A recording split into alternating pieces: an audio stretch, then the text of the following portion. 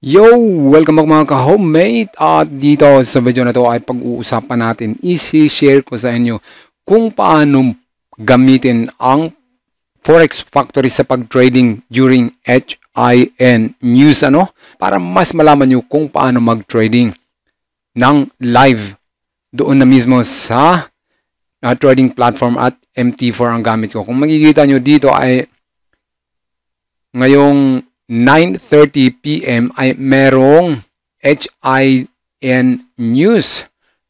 So meron ditong yellow folder which is ito yung low impact na news at meron ding orange folder which is ito yung medium impact at ito namang red folder ay ito yung high impact news which is ayan yung gagawin natin mamaya. I-actual natin ito dito sa trading ngayon.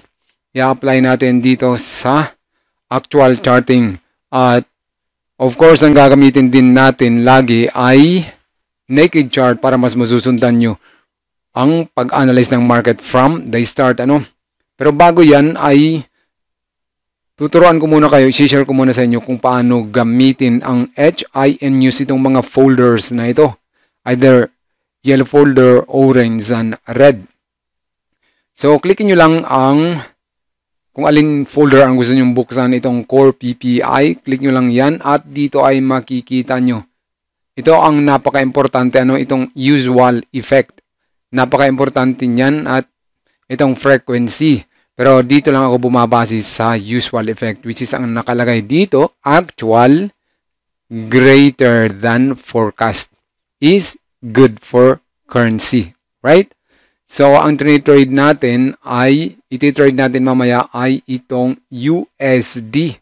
Either nasa base currency siya or nasa code currency. Basta ang nakalagay dito, actual is greater than forecast is good for currency. Right? So, makikita natin dito, actual daw, this is the actual and this is the forecast. So, actual is greater than forecast. Close natin yan para mas makita nyo dito.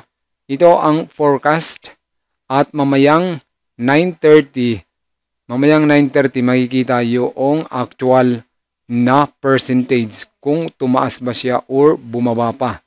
So, yun yung ibig sabihin doon sa nakita natin kanina, actual is greater than forecast. Actual, dito sa usual effect, actual is greater than forecast. Mamayang 9:30 ay aabangan natin yan at dito lalabas ang actual price percentage. So, yung result ng PPI news, makikita natin dito. At yan yung sasabayan natin mamaya. Sasabay tayo dito during US session. 9:30 ang effect nito Kaya yun ang gagawin natin, kaya stay tuned lamang. At kung sakali mang bago ka lang dito sa channel na ito, ay inaanyahan kitang sumali sa community na ito, Trading Ideas PH. Mag-subscribe ka lang at i-click mo lang ang notification bell for more video updates dito sa pag-trading natin. Okay? So, yun yung mga natin. Dito tayo magpo-focus sa dalawang folder na to, red news, kasi although nagkakaroon ng impact itong low and then medium folders, pero most commonly ay dito, ito yung nagbibigay ng impact news, yung spikes. Either pataas yung spikes, either ang spike niya ay pataas or pababa. At yan, malalaman natin yan mamaya dahil i-actual natin ang pag-trading natin mamaya. Gold yung gagawin natin mamaya, Sasabay tayo sa pag-trading, kaya stay tuned lamang at kung sakali mang useful na katulong ito sa inyo ay pag-like po ang video na to. At yung mga comment nyo, yung mga tanong nyo ay ilagay lang dyan sa comment section natin, okay? So balik tayo later dahil wala pa ang HIN news. Mamayang 9:30 pa naman yun. Yan, kaya post lang muna tayo. Balik tayo later. So ngayon naman dahil malapit na ang 9:30, malapit ang umpisa ang US session, kaya umpisahan na natin ang pag-analyze ng posible maging daloy ng market gamit ang support and resistance. Gagamit ako dito ng rectangle at H4 yung gamit natin. So dito sa portion na ito ang key level ko which is ay very much connected ito dito sa present resistance. Dito sa portion na to ay ang support kay level. Nung tumama siya dyan ay bahagyang nag-stop si market, nag-ranging siya ng bahagya dyan. Ilang candle din ang lumipas, ano? So gagawa ko dito ng series of lines or kay level para mas maintindihan nyo ang magiging posibleng daloy ng market. At gagamit din ako ng trend line para malocate natin ang trend ng market. At base dito sa trend line ay downtrending si market dito sa H4. Dapat ay multiple touches ang gawa natin. No? So 4 na beses ang mga candlesticks pumunta rito at bumabalik siya pababa. Ngayon naman ay gagawa pa ulit ako ng isa pang support kay level. Dito sa portion na ito which is connected dito, ayan, ang portion na ito ay ang big possibility for a pump na hanggang dyan ay posibleng pumunta dyan ang candlesticks na to, mag-touch sa trend line natin. Ayusin muna natin. Ayan, big possibility na mag-touch siya sa trend line natin. Kasi itong K-level na to ay connected dito yan sa kabilang area. At gagawa naman ako ng support K-level. Ito ang support. Ito ang major support natin. Yan ang major support ko. Yung dalawang rectangle sa taas ay yan yung resistance K-level natin. At ito namang yung pinakataas ay yung major resistance for a pullback target. Ano? So ngayon naman, tingnan natin dito. Nung nag-touch dito sa trend line, ang candlesticks na to ay nag-dump siya. So, todo dump siya, no? At ngayon naman, nung pumasok siya dito, palitan nga natin ng maganda-gandang, arrow. Ayan, lagyan natin ng arrow. Masyado namang malaki. Tagalin natin. Papatagal tayo dito sa araw na to. So, nung nag-dump siya going to our support K-level at siya ngayon ay umangat. So, magiging target nito nung nag-touch siya dito sa support K-level ay pumunta siya dito sa present resistance which is ay bahagyang nag-ranging ilang candle muna dyan. Pero kapag na-break niya ang portion na ito ay tutulak ito dito sa isang sa portion na to dito sa isang linya which is ay ito yung pinaka resistance, main resistance natin dito sa may trend line. Kaya big possibility na aabot siya dyan at pag nag-touch na siya dyan, saka ito babalik going to the base support. Pero yan yung mga big possibility na tinitingnan natin.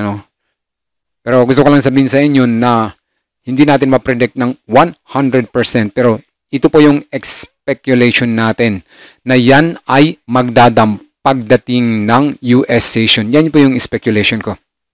Na posibleng nito ang spikes ay spikes down ang magiging mangyayari nito.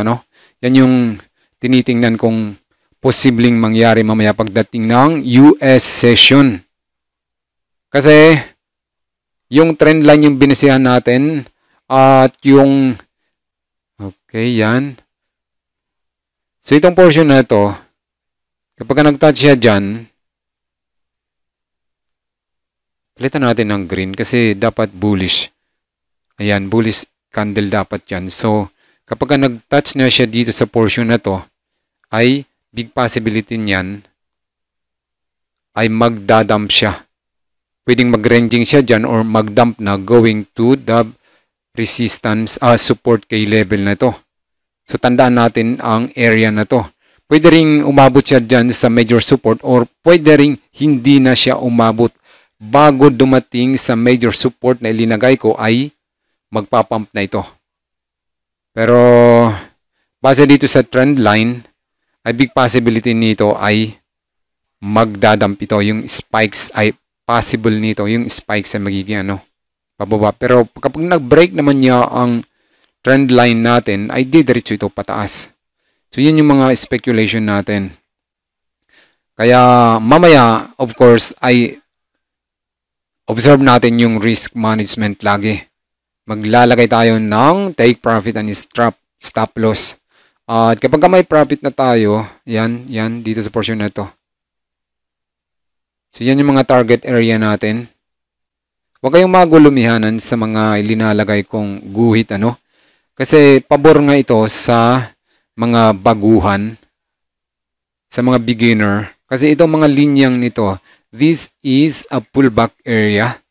Ito may linalagay kong guhit or mga rectangle na guhit na yan. Yan ay pullback area. Big possibility for a pullback area.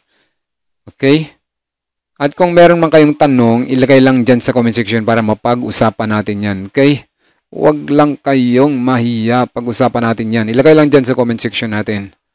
Ngayon naman ay silipin na natin ang Forex Factory natin kasi ilang minuto na lang baka nag-uumpisa na. Punta tayo doon sa Forex Factory natin. Okay yan, nag-uumpisa na. Pending yung nakalagay dito na result sa tawag dito sa HIN natin. Oh, ayun. Green ang naging resulta. So ngayon, spikes nito ay pababa. Okay, nag-uumpisa na nga, pababa na nga. Sell ang gagawin natin dito. Yan. Ayaw tayong palasalangin, babaan natin. Ayaw pa rin sa babaan natin ng konti. So ito po ay risk management ng isang broker. Ayaw tayong pasalangin ng mataas-taas. So babaan natin ng babaan. Okay, 0.10. Ano daw, ayaw pa rin. Dadagdagan sana natin. Sasabay sana tayo. Magsasalang ng marami kasi ang mangyayari nito ay magdadrop ito. Pero obserbahan natin yung drop zone niya, yung resistance K-level o support K-level kung hanggang saan ang idadrop niya. Kasi kahit naman nag-spike siya, dapat ay tatandaan mo rin na may limitasyon ang spikes. Lalo na kung yung tawag dito, yung HIN news ay hindi ganong stable or yung lahat ng folder ay hindi nagsang-ayon or hindi lahat positive or hindi lahat negative o katulad nito. Yung dalawa ay positive at yung dalawa ay negative. So pagka ganun ay medyo hindi ganong maganda ang dollar o hindi tuloy-tuloy. As in kung nag-spike siya ng pababa katulad dito, pababa yung spikes, ibig sabihin dyan ay hindi yan tutuloy ng todo. Big possibility niyan ay hanggang doon sa support K-level nito ay aangat na ang ano nito. So aangat na, balik tayo doon sa ano natin, sa trade natin. So ngayon ay dapat ay malocate muna natin, mag-testing natin sa langan, ayaw pa rin. So i-locate natin ang posibleng hangganan ng pump niya, o dump niya, or yung spikes niya pababa, no? So dito sa ano, mas shorter na time frame ay dito makikita natin ang napakalaking spikes, ano? Balik tayo. So tukuyin natin kung hanggang saan yung spikes niya. At base dito natin, right dito sa portion na ito, ito ay ang previous support K-level, which is ay nung nag-touch siya dito or bahagyan niyang naabot ang K-area na ito, ang support K-level na ito ay nag-pump ulit si market, ano? Kaya medyo negative tayo ngayon as muna, pero okay lang yan. Big possibility nito kapag ito ay na-break niya ang support K-level na ito ay didiretso ito sa mas lower pa na area. Tingnan natin. Kung babasahin natin ang trend line ay downtrending talaga ang market. Pero bisa natin kung hanggang saan yung magiging spikes niya going down. Yun yung inaasahan natin. Yun yung dapat natin malaman, okay? Yan na, sumipa na. Sayang di tayo pinagbigyan. Napakalakas ng restriction ni broker na ito. Mula sa 0.30 kanina na nihanda ko, dapat ay doon tayo mag-uumpisa ay nakapasok lang tayo ng 0.10 at 0.7 lamang ang inallowed sa atin, ano? Pero okay na yun, success. Ayan na, nag-uumpisa na siyang mag-break dito sa previous support K area. Ayan, kapag ayan ay tumuloy-tuloy na, pupunta yan dito sa mas lower pa na support K-level, which is ay connected dito sa resistance K-level. Parang hanggang sa resistance K-level dito sa portion lang ito. So mamaya, tingnan natin. Kasi suspect ako Hindi todo yung ano eh. Ayaw padagdagan talaga oh. Ayaw tayong pasalangin. So yan, sumipa ulit na siya. Yun, nakasalang tayo 0.01 lang. Kaliit naman. Talagang tinitipid tayo ng broker na ito. Pero okay lang yan kasi restriction naman talaga. Risk management po yan ng isang company. So ngayon, bukan natin, tukuyin natin kung hanggang saan yung magiging resulta kasi ang portion na ito ay support key area. Sa mga iyan na yan ay mga support key area, palitan nga natin yan, dapat ay pula yan. Kasi support key level, dapat ay pula. So yan, ito ay support at ito ay support and then yan ay support. So medyo matibay-tibay ang support key level na to kaya big possibility nito na hanggang dito lang siya. Or baka hanggang doon lang siya sa may resistance area. Tingnan natin hanggang sa may resistance area sa baba ng konti. Tingnan natin. Ayan. Tingnan natin dito sa may resistance key area. Kasi ang area na to ay connected ito sa may yung support key area na to. And then itong nasa baba ay connected ito sa resistance key level dito sa may kabila. Tingnan natin. Babangan natin ng konti. Ito ilipat na natin since na break naman siya.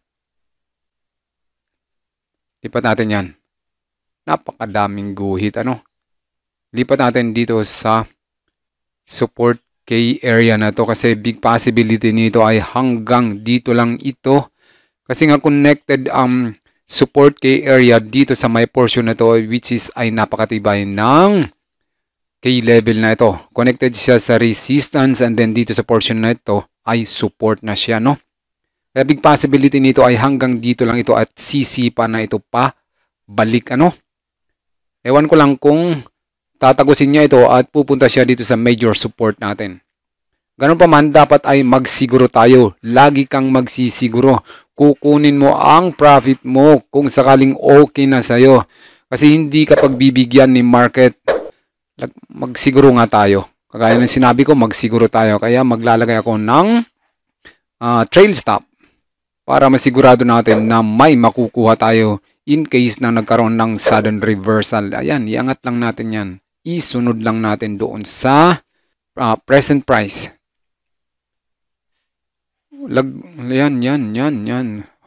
So, meron tayong konti na. Bawi na tayo dyan. Kung baga, hindi na tayo lugi.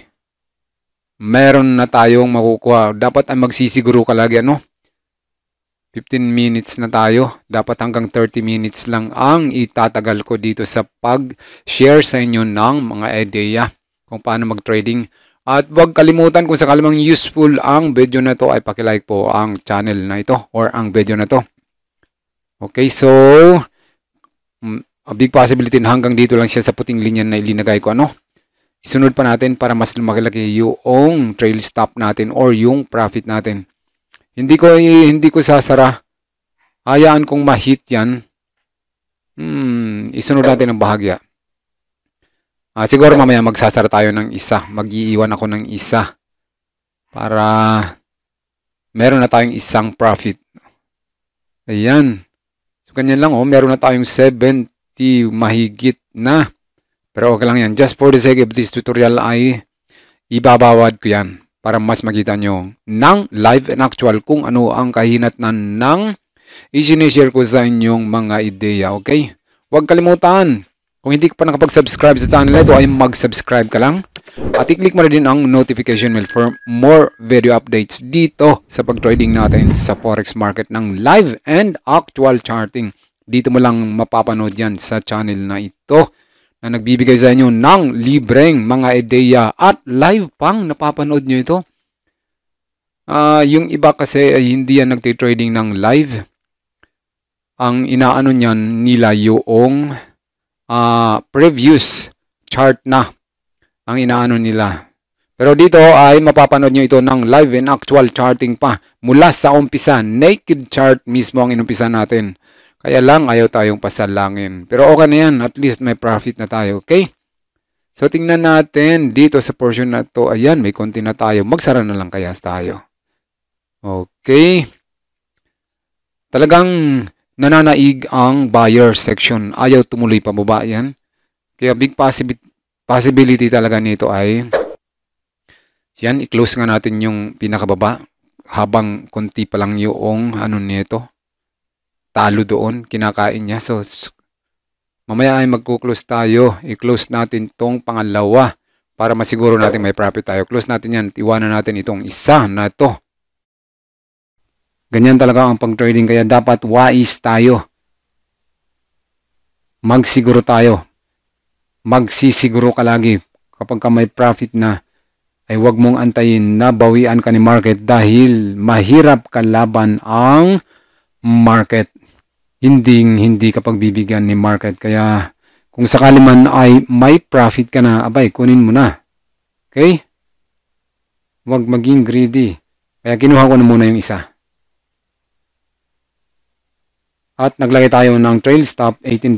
Pag na-hit yan ay meron tayong 18 plus kanina na 24. Nag-umpisa tayo sa 8,975. Konti lang, 875, $20 pa lang yan. 875. At naging 895 sa $20 lang. Plus 18. Kapag tinamaan niyang 18 na yan. So ngayon ang gagawin ko dito, kapag tinamaan na itong trail stop natin ay hanggang dito na lang muna ang isinishare ko sa inyong idea sa pag-trading ano. At huwag kalimutan na i-like ang video na to. Okay? So, lagi ko lang sasabihin sa inyo na ayun, tinamaan na nga. Tinamaan na. Hanggang doon lang ang trail stop natin. Tinamaan ang trail stop natin. Pero, big possibility nito ay didiretso pa ito dito sa puting linyang ilinagay natin. Okay? Ayan. Ito na ngayon ang current situation ngayon dito sa H4 at ito, balikan natin. Pumunta tayo sa H1. Lakihan natin. Halitan muna natin para mas makita nyo. Mapapansin nyo ang area na to. Yung ginuhit natin kaninang puting linya ay hanggang dito lang siya. Dito sa ibabaw ng mga resistance candle na ito ay hanggang dito lang ang naging ng daloy ng market. At ito namang nasa baba, gumawa tayo ng guhit which is ito ang major resistance, major support natin. Dito naman sa may taas ay ito naman ang resistance kay level na sinundan natin kanina. Resistance kay level at hanggang dyan. At ngayon, ang yung puting linya ay ito yon. Hanggang dyan lang siya. Lakihan natin ng konti. Lakihan pa ng isa pa. Kung mapapansin nyo ito, ito yung candle na isa kanina. Ito yung spikes candle. Nagkaroon pa ng isang candle at sinubukang ibaba ng mga seller ang isa pang candle. Kaya nagkaroon ng isa pang red candle, bearish candle. Pero nang ibabaw ang buyer section. Sinubukan ng mga seller na ibaba, going down. Gusto nilang i-dip pa yung market. Pero hanggang dito lang talaga sa resistance kay level na to.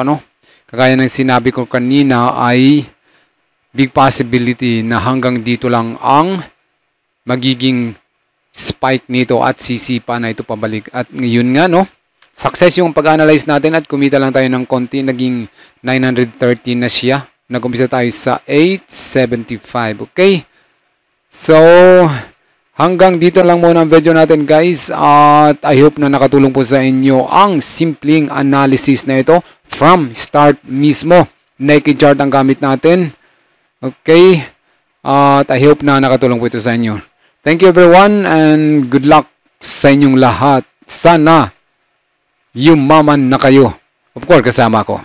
Isali na rin ako. Balatuhan nyo lang ako ha. Thank you po.